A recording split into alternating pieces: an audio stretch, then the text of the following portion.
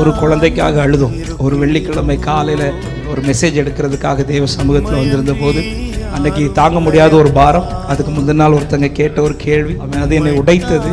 அடுத்த நாள் மெசேஜ் ஒன்றும் எடுக்க முடியலை. அப்போ வந்து தான் அழுத போது தான் ஆண்டவர் வந்து என் விண்ணப்பத்தை தான் பாட வச்சார். அற்புதம் செய்யுங்கப்பா, எங்கள் வாழ்க்கையில் உண்மைத்தான் நம்பி இருக்கிறோம் ஏசப்பா, நீங்கள் தான் ஏதாவது செய்யணும் ஆண்டவரே. அந்த வார்த்தைகளை சொல்ல அது பாட்டு கிடையாது, அது எங்கள் கண்ணீர் ஜெபம். அந்த வார்த்தையை தான் பாடலாம் வச்சார். அந்த பாடல் அநேகர் வாழ்க்கையிலே கிரியை செய்ததை அந்த நாட்களை காண முடியும். இன்னைக்கு எப்படி பாட வச்சுட்டாருன்னா, அனுமதித்ததெல்லாம் நன்மைக்காக, நடத்தினதெல்லாம் நன்மைக்காக. ஹல்லேலூயா. ஒரு குழந்தைக்காக கதறினேன், அது ஒன்று தாங்க ஆண்டவரேன்னு கேட்டேன். கத்தர் இன்னைக்கு 2 குழந்தைகளை தந்து ஆசீர்வாதம் நிறுத்தி இருக்கிறார்.